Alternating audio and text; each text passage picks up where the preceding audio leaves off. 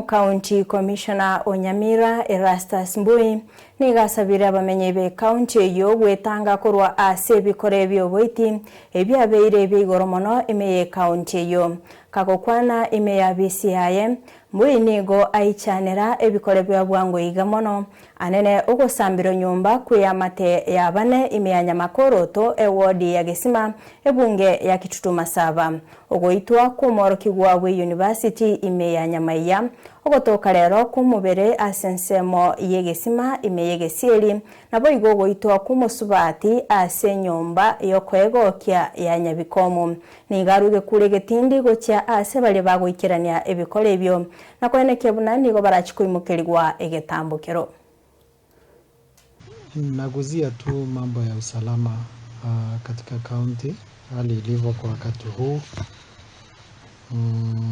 Kwa muda sasa tumekuwa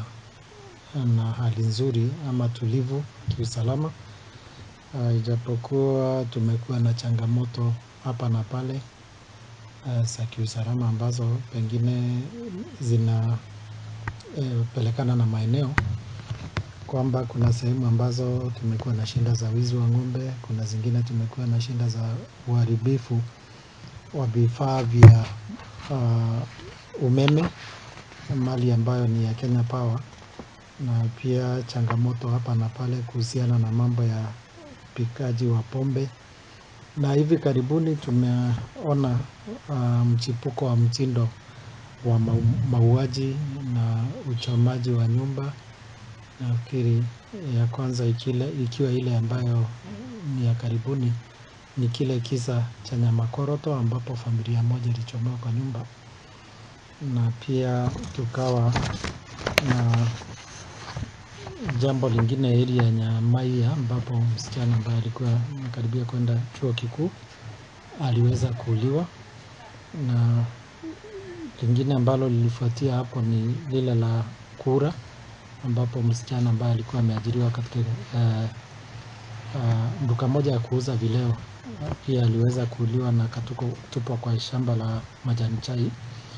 Na hivi leo kumekuwa na uvumbuzi wa mwili mwingine wa mwanaume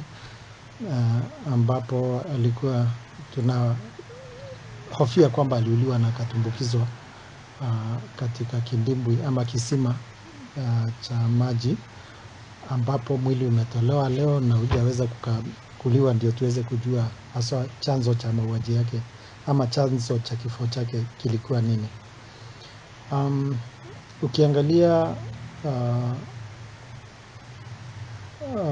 msururu wa mauaji ambayo yamefanyika hivi karibuni, utaona wengi wao ni wanawake, ijapo